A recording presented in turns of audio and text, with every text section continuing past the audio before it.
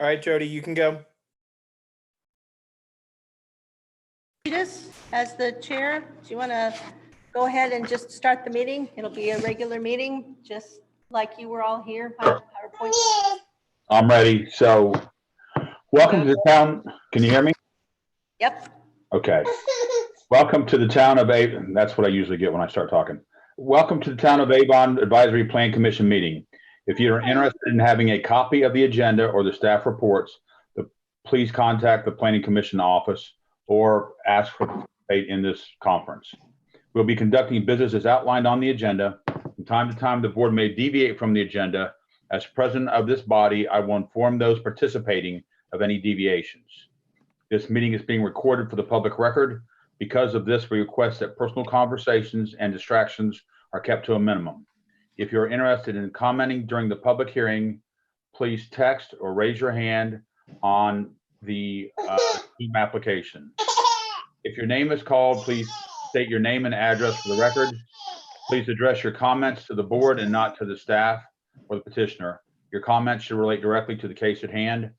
Responses to public comments will be given once the hearing is closed. Thank you for your assistance in facilitating a respectful, fair, and timely meeting. Again, welcome to our meeting.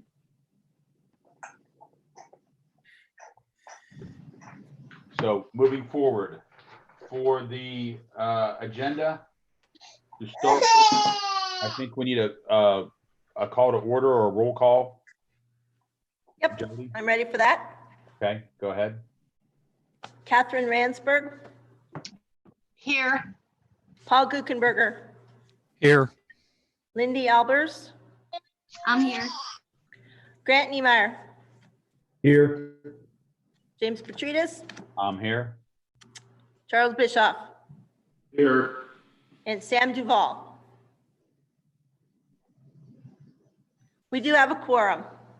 Thank you, Jody.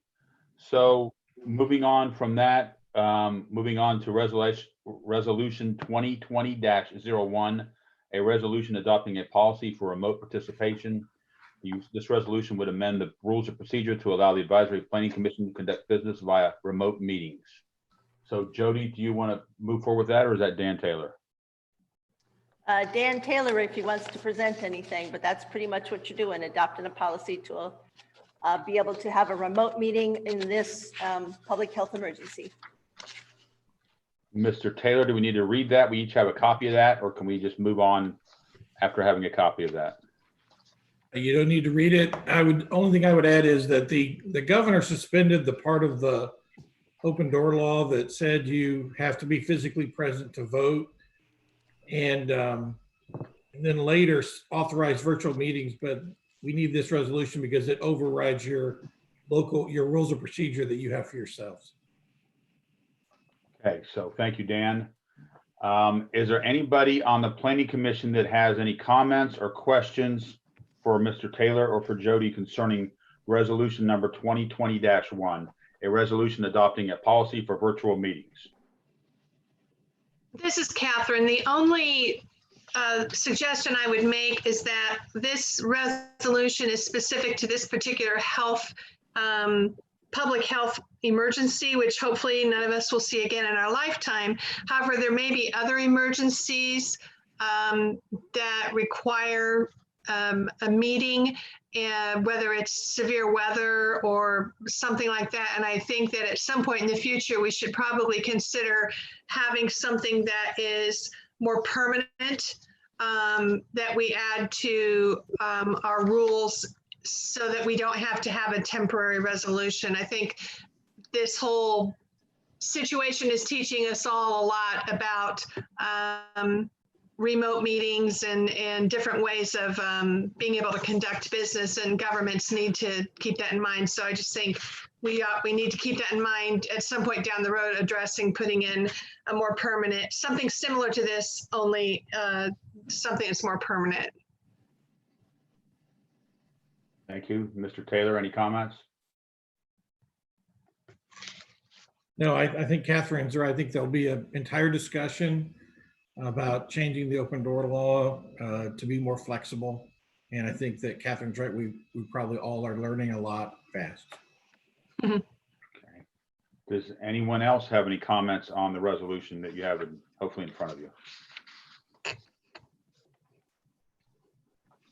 Okay. In that case, I believe I need a motion, Mr. Taylor, is that correct? To adopt this? Yes, a motion and a second. Okay. Would anyone care to make a motion? Mr. President, Charles Bischoff, I'd like to make a motion that we approve resolution 2020-01 as presented. Grant Niemeyer, second. Okay, so we have a motion and a second. Joe, do you have those recorded? Yes. Okay. I'll call the roll now to vote. Well, before we get there, any discussion or issues with this? Okay, thank you. Jody? Ms. Ransberg, I vote yes. Mr. Guckenberger, 4, Ms. Albers, 4, Mr. Niemeyer, 4, Mr. Petrutis, Jim Petrides is for the resolution. Mr. Bischoff. 4. Motion carries. Okay, thank you, everybody. So at this point, I believe we can move forward with new business. And I believe that should be docket DPRA 20-08, White Oak and Maple Elementary Development Plan Review. Yes, it is the Avon Schools for White Oak and Maple. I have it as 20-09, but I'll double check that docket number. This is a request for approval of a development plan amendment. The school board would like to construct a building addition to one of the schools and then add parking and circulation improvements. The property is 26 acres and located 7221 East US Highway 36, and it's within tier 2 of the overlay. Let me see where I am now. So this is a development plan amendment request, and it does require a public hearing. And you can approve it, conditionally approve it, deny it, or continue this petition. Staff has determined that the petition does meet the required development standards and recommends approval with the following conditions. These are the typical conditions that you see in all compliant plans. But any revised plans will comply with all the commitments and any conditions noted. A landscape bond has to be posted prior to the issuance of a C of O, and the development needs to comply with all relevant portions of town code and comments by Public Works, the fire department, and Crossroad engineers at the pre-construction meeting. Those are typically seen conditions of approval. Again, here's the site.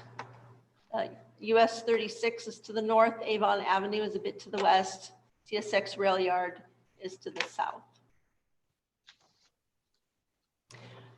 Here's White Oak Elementary and Maple Elementary. White Oak is going to be remodeled, and then Maple Elementary will have this addition added. We just had a special BZA meeting that granted a variance to allow more than one principal building on a lot. Despite all the lines that you see, this is one lot. So our zoning ordinance doesn't allow 2 buildings on one lot. So they just got a variance. So this next, so I don't think this is as clear as it looks on my computer, but that's just a more detailed drawing showing some of the modifications for White Oak and the addition of some additional landscaping and playground. And then I'm going to go back to this because I think it's a much clearer drawing. And then they're going to change some of the parking and circulation patterns to allow a more efficient and safe bus versus pedestrian vehicle circulation. And then just there's the Maple Elementary School with the addition showing that it's matching the existing building.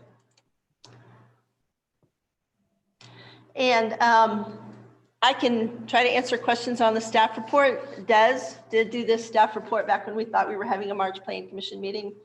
I think he noted in the earlier report on page 4 about bicycle racks. And he said he had recommended that the petitioner add one more bicycle rack, but that has been resolved. So this project does comply with all of the development plan standards, and we are recommending approval. And that concludes my presentation. Hey, Jody, I have a couple questions. This is Jim Petrides. You're correct. I read the wrong resolutions or the wrong number. So it is 20-09. So you're correct.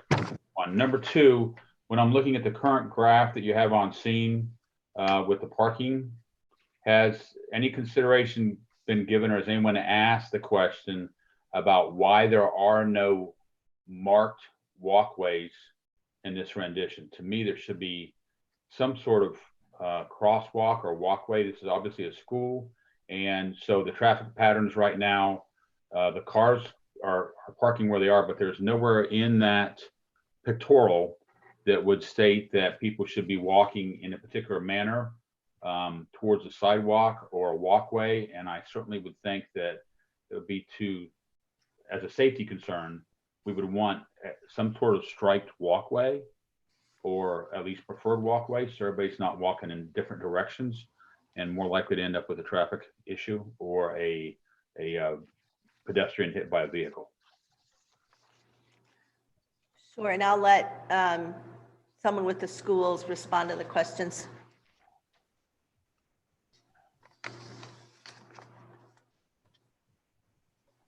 Do you want us to respond to that now, Jody, or do you want us to wait?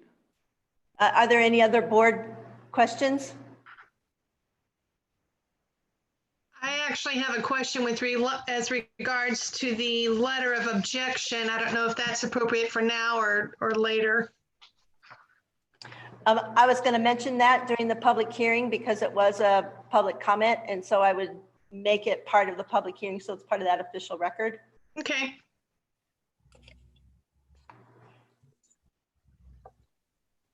If there aren't any other questions, we can have the schools go ahead and do their presentation. Okay. Yes, if the presenter would please start their presentation. Thank you. And this is Scott Wyndham. I'm Assistant Superintendent with Avon Schools, and we do have some of our design team here. And I know I'll let Greg Wade, our landscape architect, talk about I think he's probably the one that will talk about Mr. Petrides' question. But first, I thought I'd give you a little bit of background on this. I just first want to thank you for a special meeting. We really appreciate from the school's perspective that the BZA and then the Plan Commission agreed to a special meeting. This project is a part of a larger plan that we have to renovate some buildings, expand some schools. All of those projects need to be completed for the start of the 21-22 school year. So our timeline was really important that we hit our key benchmarks, and we did not account for coronavirus in our timeline. So we really appreciate you being flexible and adding a special meeting to allow us to stay on track with these projects. One of our goals with the project is to improve the traffic flow around our central campus. That includes Maple and White Oak Elementary Schools, but also Middle School South, the administration building, and then our transportation center, which is just to the south of White Oak and Middle School South. We know that as a part of our project, Maple Elementary is going to expand, as Jody said, if we're going to have additional students there. So we wanted to make sure that we could accommodate additional traffic. You'll see on our plans that through the construction of a new access drive to the south of White Oak, we intend to keep all bus traffic completely separate from car traffic, which will significantly help. That's right where Jody's showing you there. That is a new lot and new parking area. That will help a lot with the congestion and keeping our bus traffic and our car traffic separate. One other aspect of our plan is to utilize the access road that runs just east of our administration center as a one-way exit from Maple Elementary. So Jody's showing you that there as well. And this is what the letter of objection that you referenced was pertaining to. You might recall that we came and presented this idea informally to the Plan Commission at your November 25th, 2019 meeting. This drive is currently permitted for emergency use only. However, we believe utilizing it as a one-way exit for parent traffic from Maple Elementary will help in reducing the traffic on the road that runs between our middle school and our administration center. From the letter that Dr. Meringer submitted, he's the veterinarian who owns the vet clinic. just off of Rockville Road that shares our access drive. He expressed his objection to our use of the road. I have not spoken with Dr. Maringer, but when I contacted his office, was directed to his facilities manager, Mr. Poole. Mr. Poole and I have spoken multiple times about this project, and from our very first conversation, he shared their concern that our parents would speed down that access road to a point that it would not be safe. That was one of the first concerns that Mr. Poole shared with us, and that it would cause safety concerns for their customers that were leaving their parking lot. So we agreed initially to include 2 speed bumps in our construction in our project along that road to try to slow down drivers. In our most recent conversations, Mr. Poole shared that he wasn't sure 2 speed bumps was going to be enough and that they were too far south on the road. He made a suggestion that we add a 3rd speed bump farther north, closer to their parking lot. And we discussed that with our team and agreed to add a 3rd speed bump farther north on the drive to, again, try to address their concerns and slow down our parents that would be exiting via that road. In our original discussions, we had planned to include what I think they call a pork chop in this access drive that would force traffic to exit right onto Rockville Road. I believe when the road was originally constructed 10 years ago, there was a concrete pork chop that served that purpose, and it has since been removed. So we had originally talked about including that. Mr. Poole shared that that was a real concern for Dr. Maringer and their office, and that it would limit the access of his customers throughout the day. So we have since removed that from our plans. We will only have signage on the beginning parts of that access road indicating that it's a right turn only, but we will not have a concrete barrier limiting that.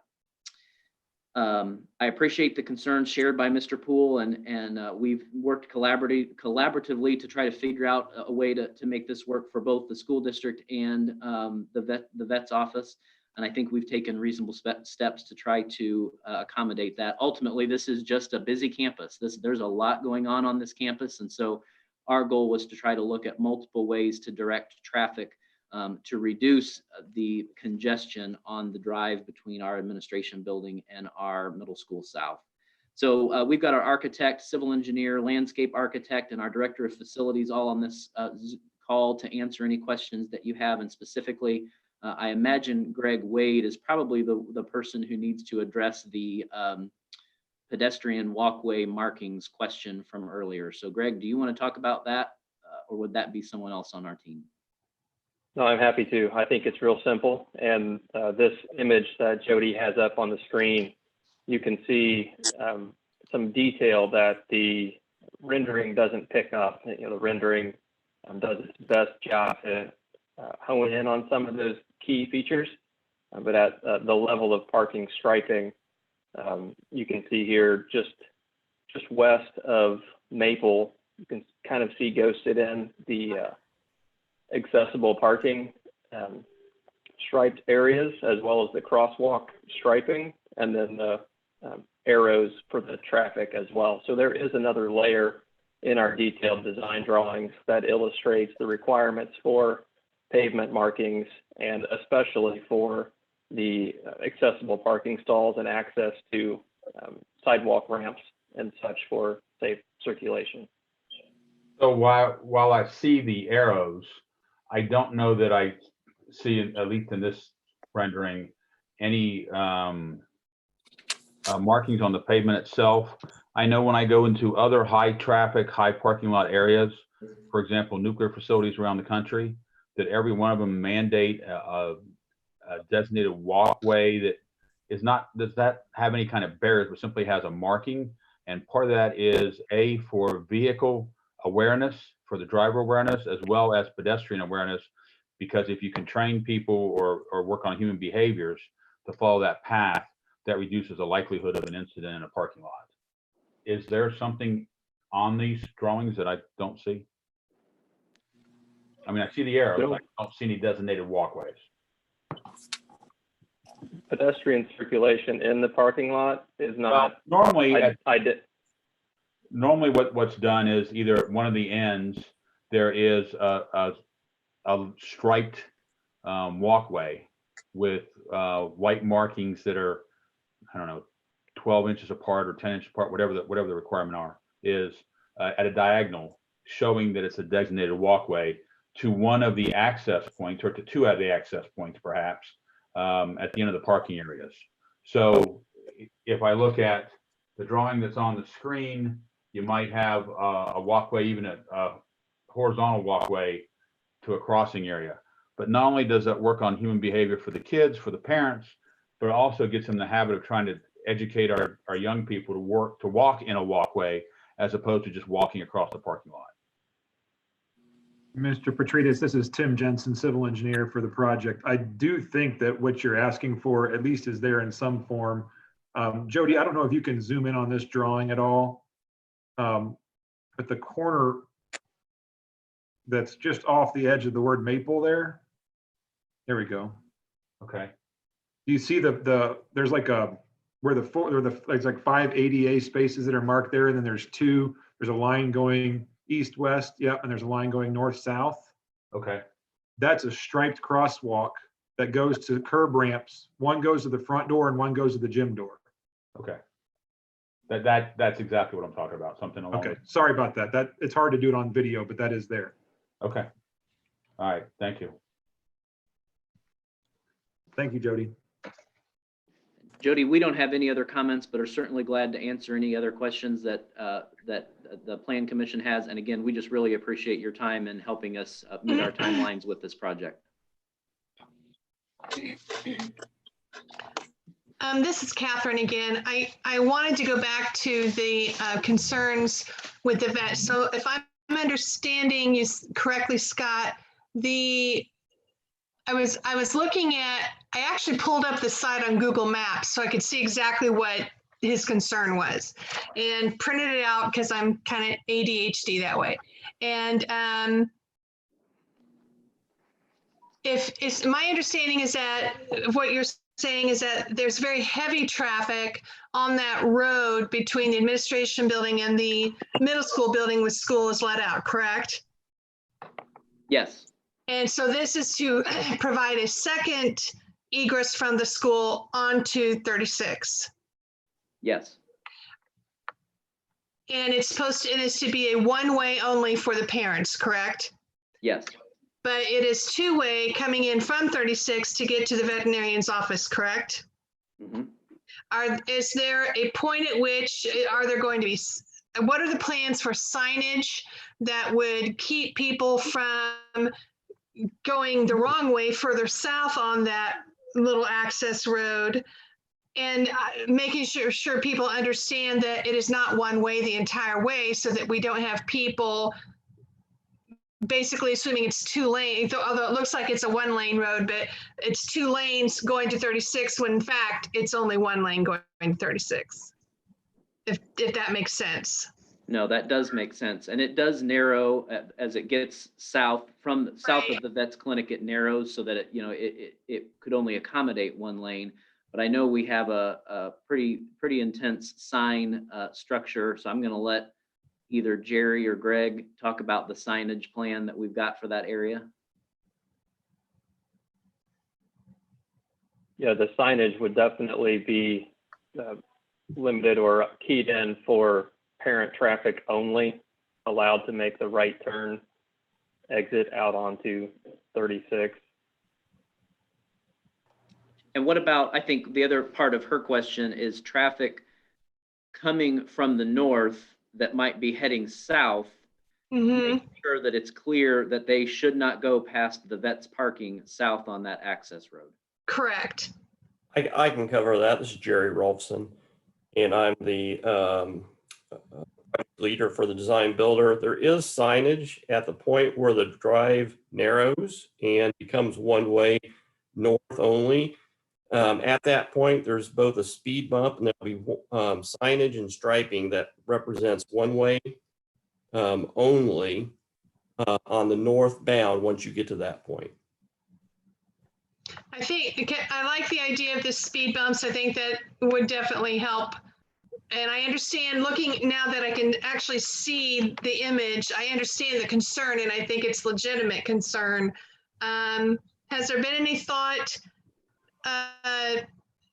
into having signs that's, and I'm just spitballing here, that say something like, school parent traffic only between the hours of, I don't know when school was out, but 3 and 3:15 or anything like that.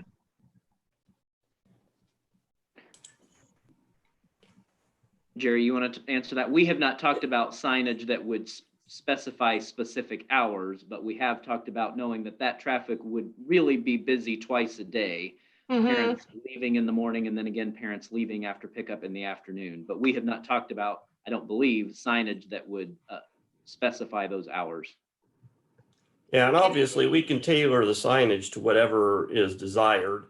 Currently, the sign text would read school traffic, right turn only. So we're directing that only for the school traffic so that the vet patrons know that they're not limited at any time to turning whatever direction they go. And of course, the school will be providing directions to their parents that instructs them to make right turns only. And if they need to make left turns, they're going to have to go out one of the other exits on campus.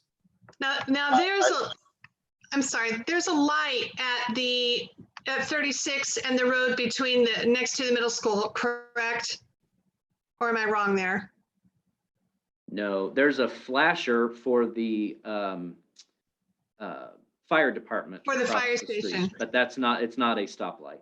Okay, so there's no traffic infrastructure that's going to facilitate having 2 points of exit from the school? And that may not be a question you can answer. I'm just thinking about in terms of, like, for instance, when these very large churches let out on Sunday mornings, they usually have cops there to help facilitate traffic. They don't normally have a light or something. And I'm just thinking in terms of, I know that intersection is, when school lets out, it is really busy and cars are backed up, and as people are trying to get out onto Rockville Road. Now we're going to have two roads which will be feeding traffic into 36 at the same time. And it just seems to me that there needs to be some assistance, not just in terms of the roads themselves, but also in terms of traffic management. And we don't have in our plans any additional infrastructure, stoplights or anything like that, of course. But what we did think about with this was by making this road be right turn only for our parent traffic, what that will do is make the traffic that goes on the existing road that is used between South and our administration building, that would be those individuals that maybe want to go west or turn left onto Rockville Road. Right now, I think part of why that gets so backed up is if somebody's trying to turn left onto Rockville Road, the people that want to go right are waiting there. So that was part of our logic in trying to get the eastbound traffic from Maple to go out this way, would be that would help the congestion on the other road, even without any additional infrastructure. Okay. Other questions for Petitioner? Yeah, this is Paul Guckenberger. I have some questions. So when I look at the lane that you're looking to open up that had been designated emergency entrance exit, it looks like it is narrow. I mean, it's intended, it looks like for a single lane of traffic there. So have you considered expanding that to accommodate 2 lanes of traffic? We did not, because we felt that really our primary concern was when school lets out, that having a flow of traffic out, and we felt like the best way to do that was using it as a one-way road. So we didn't feel like expanding it to making it 2-lane was going to help our traffic flow. So I'm assuming that with using this for an exit, you would remove, I believe there's a barrier there now that impedes traffic flow. So you would remove that barrier?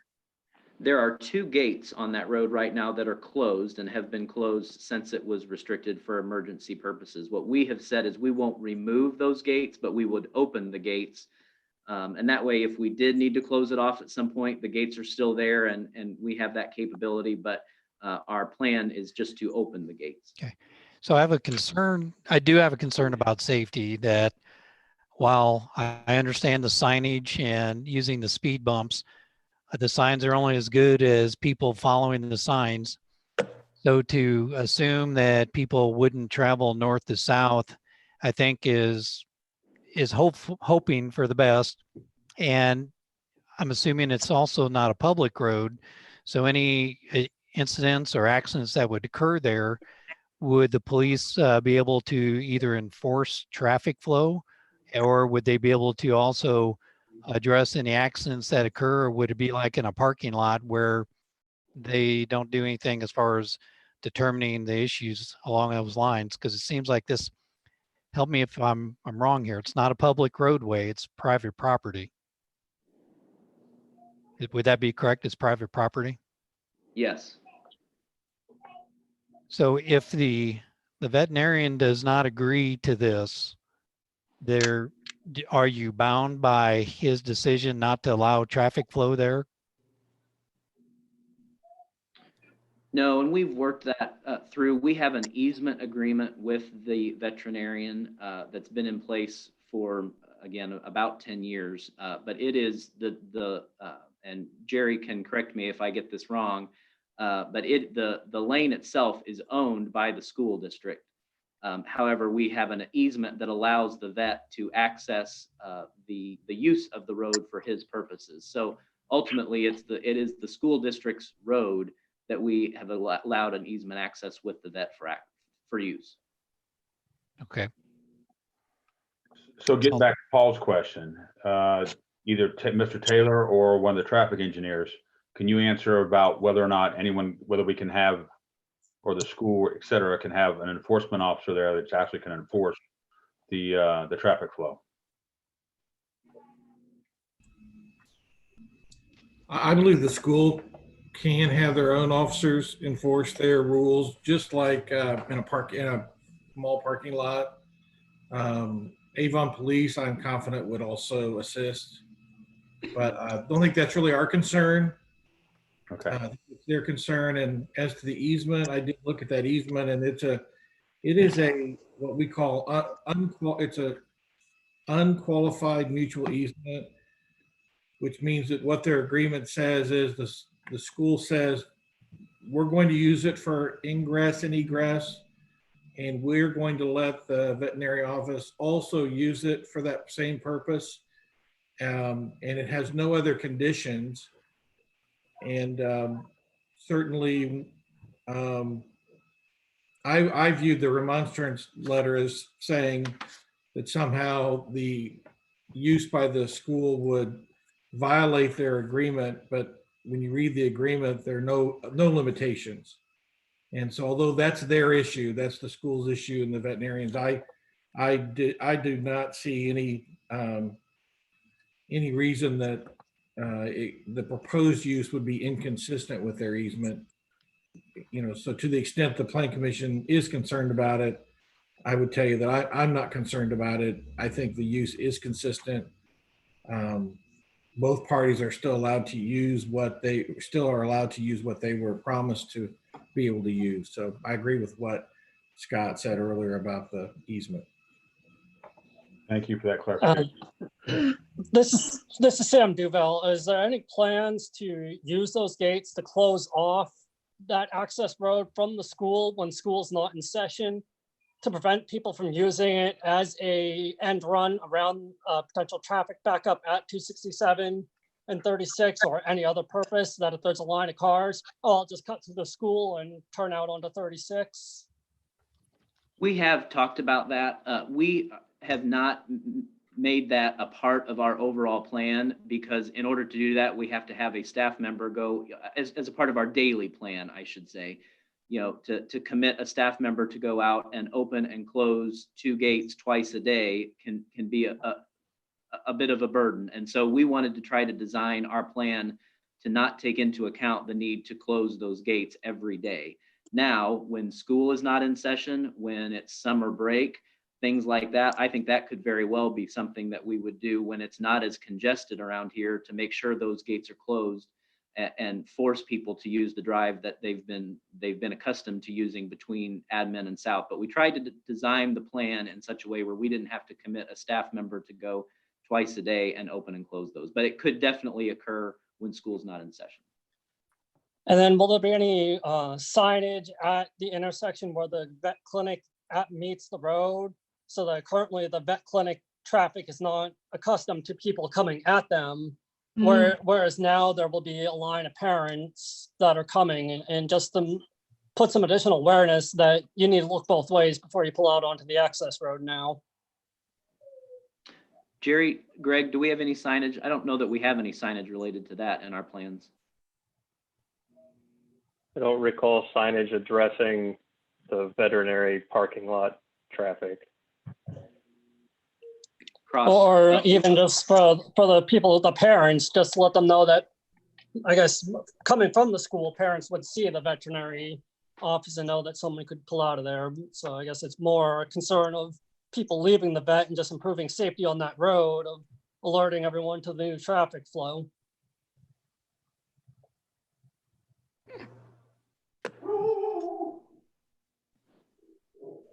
This is Catherine. I'm sorry, this is Catherine again.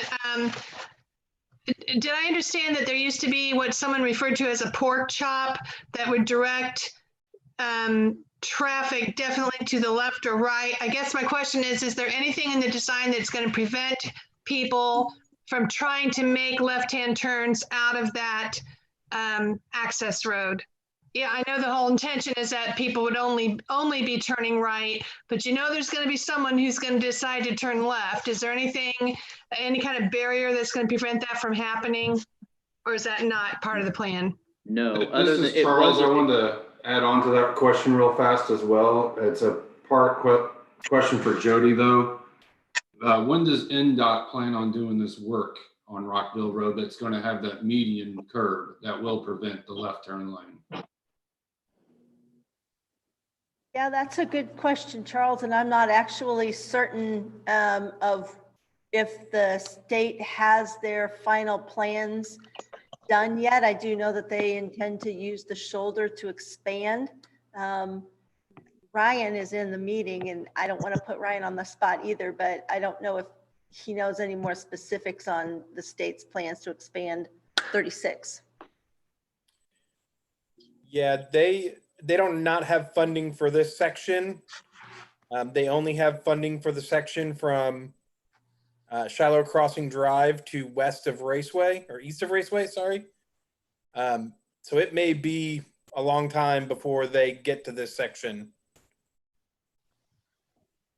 So for the time being, there's not going to be any physical impediment if someone decides they want to make a left-hand turn onto 36 from that access road. That's correct. And that was really important for Dr. Meringer, for the vet. That was one of their big concerns, was they do have traffic right now that does go left out of there when it's not a busy time, and they feel like they can get across Rockville Road and turn left. So they were opposed to us considering any kind of barrier that would force traffic to go right because of that. Although they're going to have to deal with that eventually. Eventually they will, yes.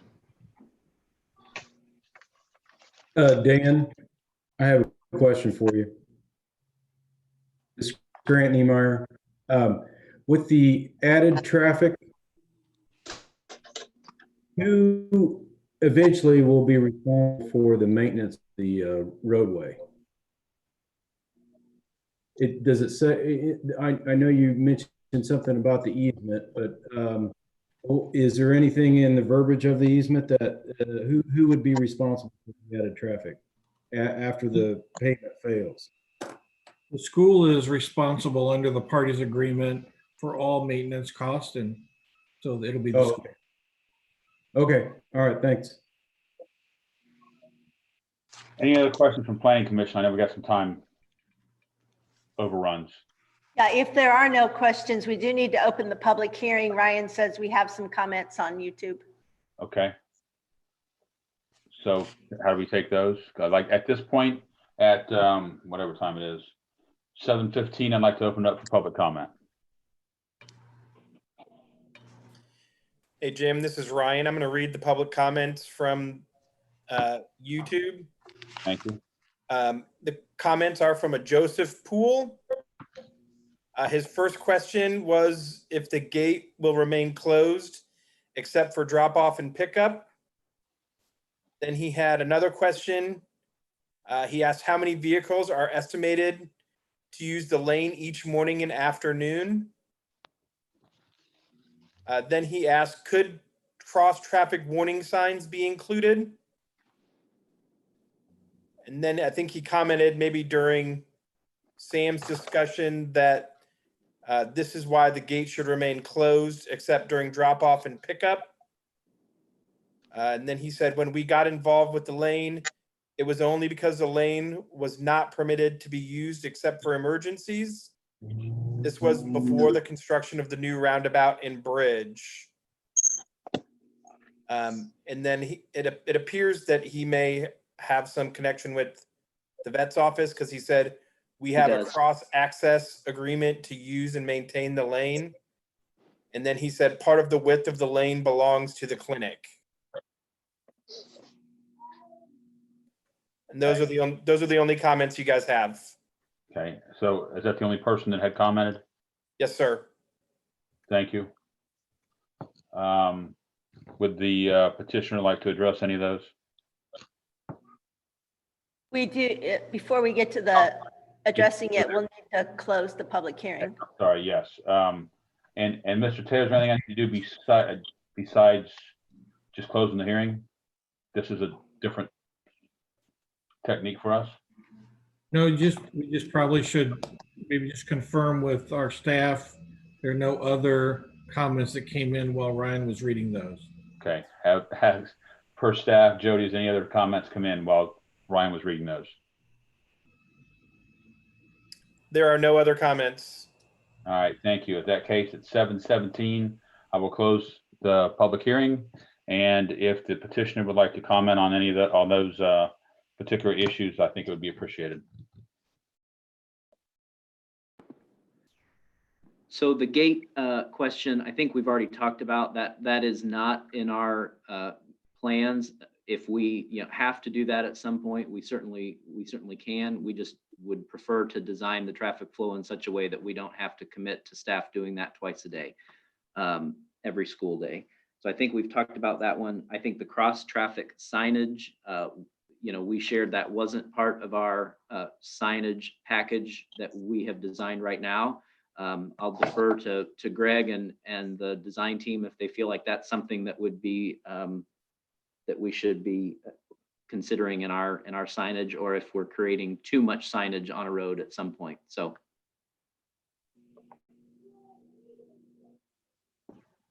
Yeah, the signage we can look at with staff and figure out if additional awareness at certain detailed locations makes sense. If that's a suitable approach, I think we'd be happy to dig into those details. There is a point where sign clutter becomes a problem and there's too much signage, and then it's even less effective. As we said earlier, signage can, it's only as good as the sign is. So we do our best there and make as much sense of that as we possibly can. One of the other questions I might respond to was talking about the amount of traffic expected to peak through that egress drive. Today, there's about 45 cars that stack from a parent stacking perspective, and with the redistricting, it might bump us up another 50. So there's an increase of about 50 cars that the site will be dealing with for Maple Elementary from a parent stacking and drop off.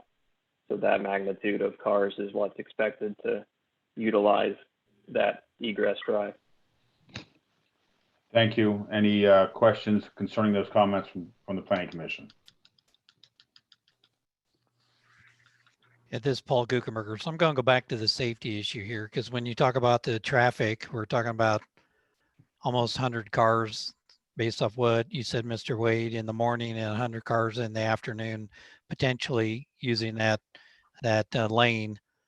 And with business being conducted at the veterinarian's location, with also having, I would assume, children with parents taking pets in and out of the veterinarian, I get concerned about the safety issue of the traffic on a lane that wasn't intended to have high volume of traffic, if any traffic at all, except an emergency situation.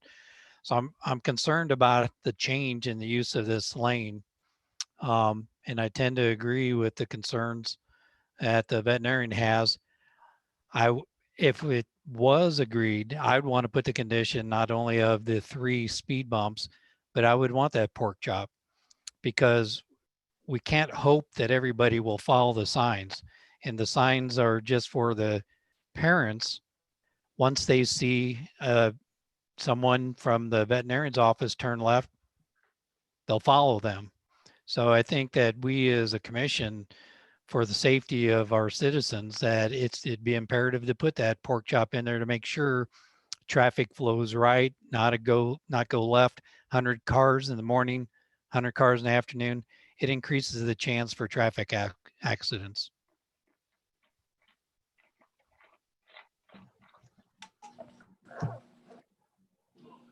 Other questions? Or let's back up. Petitioner, do you want to respond to that? I'm going to defer to our team, because we did have that in our plan at one point, and then we took it out. And I think part of that was because of the concerns from the vet's office. So I'll defer to our experts on that. Yeah, I would echo that collaboration and trying to work through that. So if there is additional safety concern that overrides that easement agreement, that collaboration, as Scott said, that is something we were considering but had pulled out to work through with the neighbors. At some point, I think safety has to override convenience. And I share the same concerns that, we have one egress that has people turning left and right. And even though, what they say about good intentions, the intention may be that everybody coming out of the second road will be turning right. But there will definitely be people who will be turning left, and it won't be too long before everyone assumes they can turn left and right, no matter what. When people see an opening, they're going to take it. And the vet is either going to have to, for the sake of safety, acknowledge that there needs to be some kind of impediment forcing people to turn right only, or he can't have it both ways. Unfortunately, I think is the way that it kind of goes down here. I share a lot of the concerns that the veterinarian has, but safety has to be, and it appears to be his primary concern. And so it may be that compromising on convenience for the sake of safety is going to have to be built into this plan. So if I may interject, this is Mike Rollins. I'm Director of Facilities at the Avon School Corporation. I don't think we can assume that all 100 of those people are going to be using that lane. Anybody who is going to be going north up to 100 or 200 is not going to make a left turn there. They're going to go out the roundabout. That's the easiest. So even if you assumed half of those would use that, we're looking at 50 folks. I don't know if there's a study on how many of those make a left, but I don't know that we have too many people make left turns even coming out of the corporation now. Most of them who are going to go left do use the roundabout, and then head either north or south on Avon Avenue.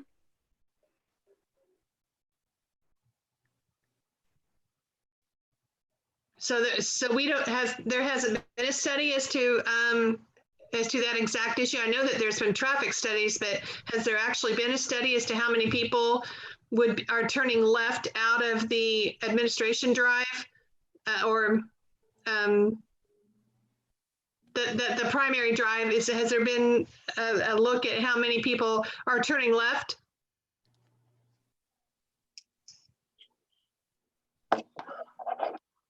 Greg, I don't believe that we have looked at how many people are turning left. We have looked at projections of traffic as Maple Elementary expands and what we expect traffic will be, but I don't know that we have looked at how many are going east and how many are going west. Is that correct? That's correct. We've compared some of the past notes the town has shared on the studies that were done when the roundabout project was underway before it was considered as a roundabout. So we took some of those things into consideration to understand some of the buffer there that was provided by the roundabout, but there is not a west versus east, I guess, study, if you will, related to the specifics of the redistricting. Do we know where most of these homes are coming from? The east or west of the school? This new influx of traffic? So that will be dependent on redistricting, which would not happen until the fall of 2020. So that would happen this coming fall. We would be going through redistricting. Okay. I think it's safe to say that most of our growth in our schools is happening on the north side of the district, and primarily on the northeast. So I do think we would expect that most of our traffic from Maple would be going out right, or as Mr. Rollinson shared, they may decide it's just better to go out the roundabout and go up Avon Avenue to get north. So we don't know yet where the families are going to feed to Maple, but it's pretty safe to assume they're going to be heading north. Okay. And part of this is Sam Duval, and part of this is to consolidate the preschool efforts at one of these two campuses, correct? That's correct. And that's a great point, because White Oak right now is an elementary, but when this plan is completed, White Oak would become a centralized preschool.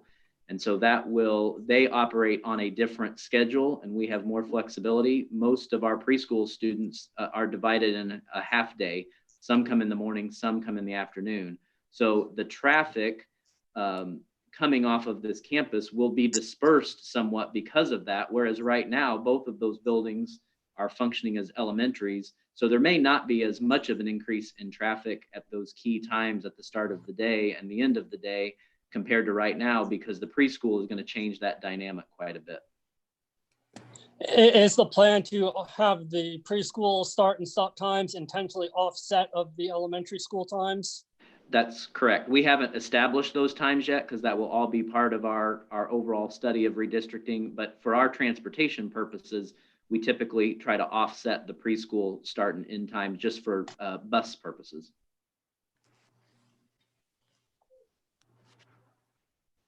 Any other questions? Any other questions? So I do have, are we still doing just general discussion, Jim, or? Well, it's questions for the petitioner, for staff, either one. Okay, so questions for the petitioners. If we were to approve the DPR and make the condition, add conditions to put in the pork chop, and I'd also even want to indicate that, put the condition that the school will maintain the lane, means seal and maintain it from 36 to the school. Would those be conditions that you'd be willing to accept?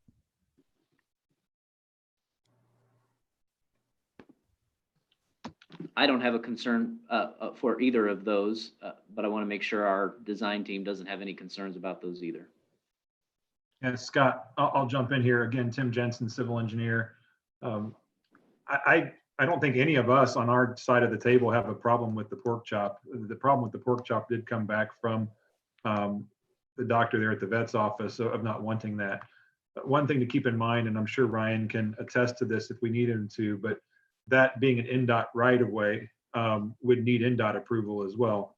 And I don't know if NDOT would approve that, given that they have actually taken those out in many places across Indiana.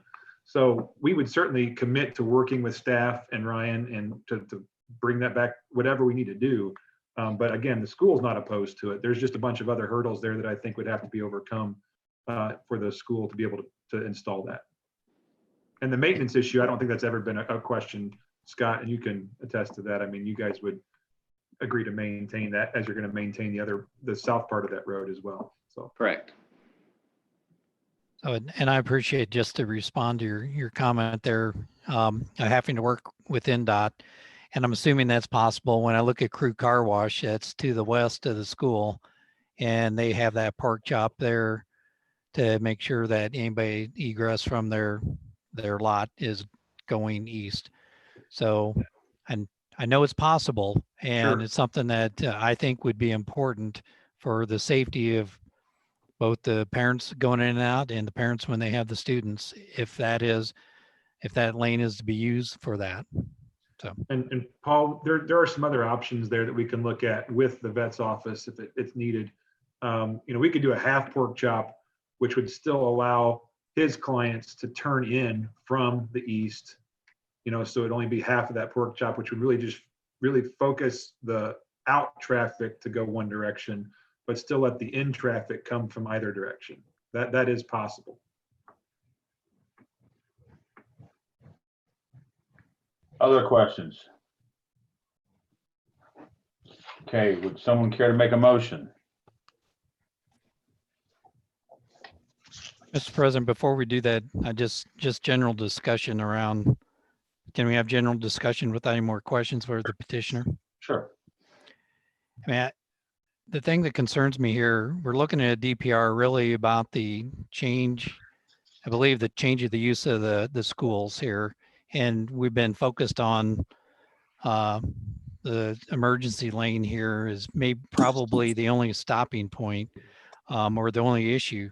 We've really never, I would ask the rest of the commission, is there any concerns about anything else related to the DPR, which I can tell you, I have no concerns with anything in the DPR. It's just the change in the use of this, what was an emergency lane. And I think we need to address the safety concerns there. And I understand the veterinarian's concerns, but once we approve this is going to be going on beyond us. And we got to make sure that we make a good decision for the safety of Avon, both for the kids going to school and for the rest of the citizens. So that's the thing that I'd like us to think about. That I understand the veterinarian doesn't want that forced turn, but if we're going to agree that lane's going to be used, then I believe we should require that as part of this approval. And I'm concerned about the width of the lane, and I'm concerned about, we can't restrict people coming in from the north. You just got to hope that they don't come in from the north. And I don't think hope is a good way to manage safety. So I'm uncomfortable with this request, the way it's set up with the use of that lane as part of this DPR. Mr. Chairman, may I respond to that? Sure. So looking at that, so there's a couple of ways that we typically would calm traffic, Paul, from a traffic engineering perspective. One way we've already talked about is either through physical devices like stop signs, speed bumps, etc. The other way is very typical, is to actually reduce lane width because it makes people uncomfortable to drive quickly and makes it uncomfortable for them to, if they would see visually that it's not meant for both ways of traffic. So actually currently there are signs there right now that say do not enter. At the back of that parking lot in the vet's office, there are two signs, one on either side, that are very clear that say do not enter. So that's a habit and routine that the people at the vet's office clearly already know if they're coming in that way. So again, here's, I guess, my suggestion from the civil engineer would be that if this road and this exit is the issue, I know that this is not part of the critical path of construction, and I can let Jerry speak to that from the construction standpoint, but there's a lot of other things that are more critical for the school to get engaged with. And if it be the board's pleasure, I would certainly think that we can work out the exit while we're doing everything else. And we could not open that exit until it's approved by staff and you guys. But I think I would love to see that if there are no issues with the DPR, to let the rest of this the work start to happen so we can stay on schedule. And then as we work out the details, whether it's a pork chop and signage or the road widens or whatever it does, I don't know how to split that up, Jody, but I think that would be a something the school, and Scott, I don't want to speak for you, you're here, but I think it's something that we could continue to work on with the vet's office and the town and staff to make sure everybody's comfortable with that before it's constructed. This is Jody. That could be one of the conditions of approval, that the petitioner work with town staff on an acceptable answer to the safety issue at the 36 intersection. I like that suggestion a lot. I agree. Jody, would that, or Dan, would that be brought back to us, or would that be just through a ministerial agreement?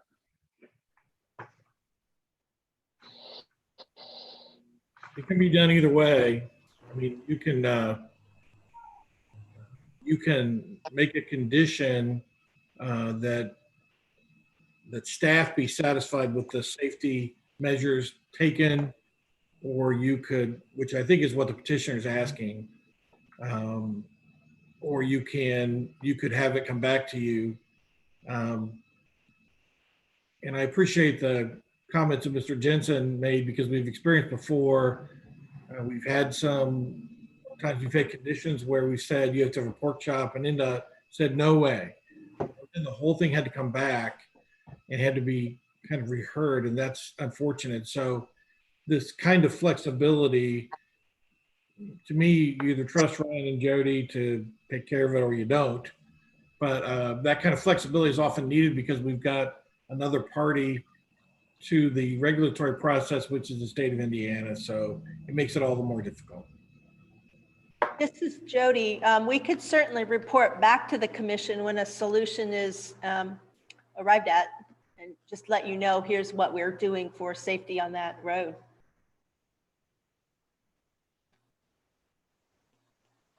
What would the commission prefer? This is Paul. I would prefer letting staff do the job, and they've done a good job in addressing the roads and the safety of the town. So I'd be comfortable with them doing that and having Jody report back to us on what was decided. Okay. Any other comments? Okay, if there's no other issues at this point, I'll entertain a motion.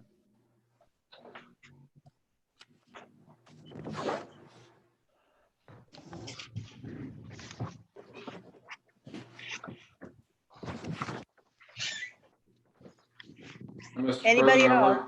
I'd like to make a motion that we approve DPRA 20-09 White Oak and Maple Campus, subject to the following conditions. Any revised plans must comply with all commitments and conditions noted as part of any approval granted. The petitioner must post a landscape bond prior to the C of O, and the development shall comply with all relevant portions of town code and commitments by Public Works, Fire Department, CRE at the pre-construction meeting. And help me out here, Dan, but staff is to work with NDOT and the petitioner to come to a resolution on the current emergency exit only. Perfect. Yeah, sounds good. Is there a second? Sam Duval will second. Okay, thank you. Okay. Jody, can we have a vote? Yep, Mr. Guckenberger. 4. Ms. Albers? 4. Mr. Niemeyer? 4.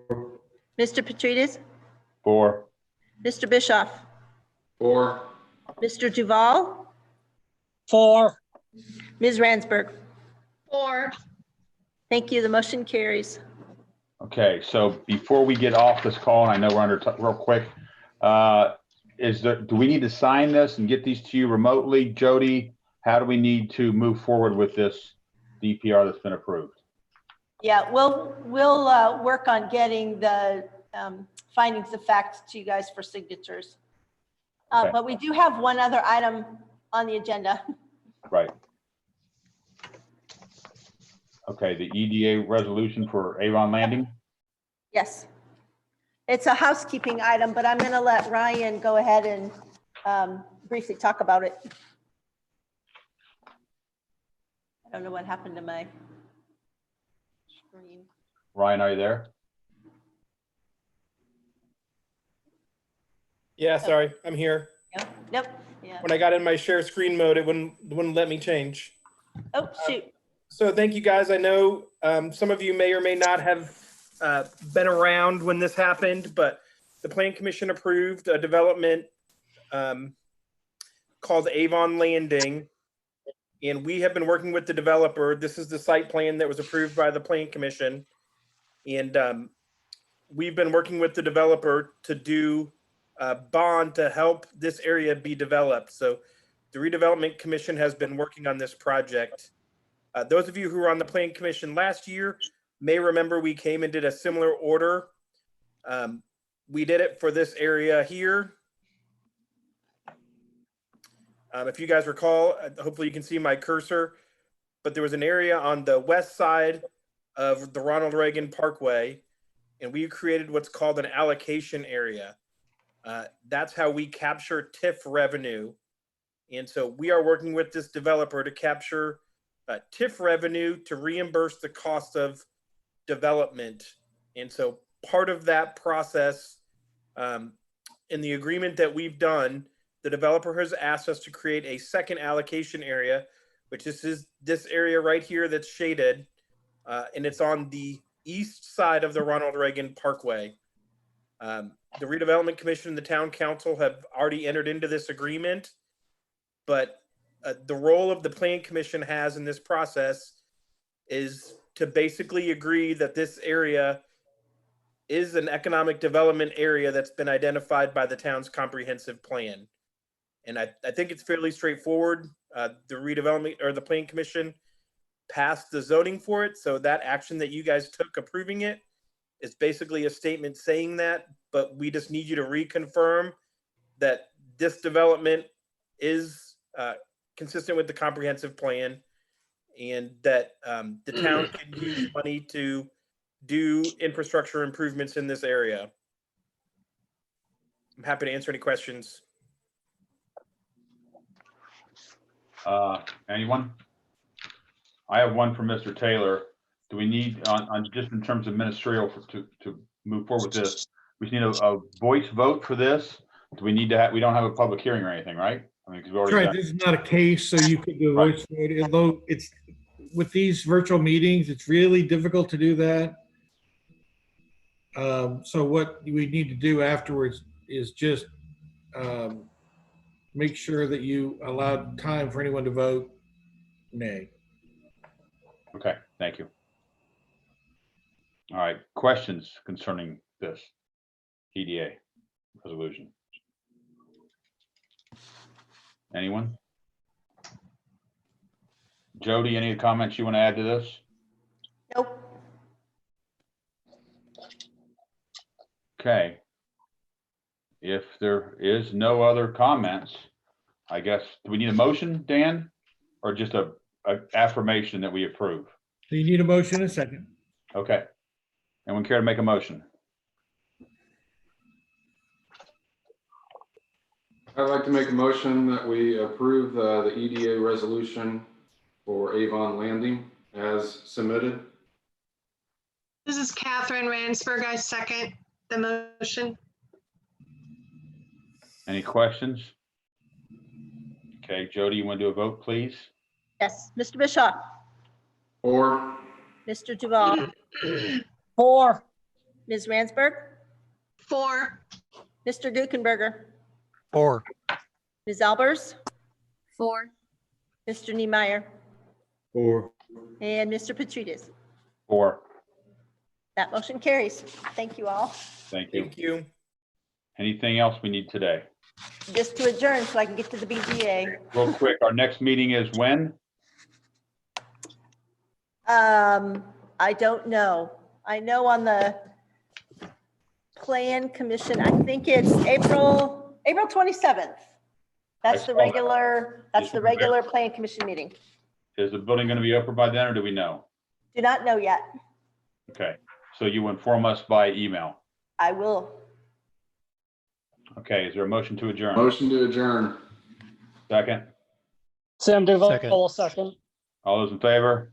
Aye. Aye. Opposed? Aye. Carried. Meeting adjourned. Thank you. Good luck.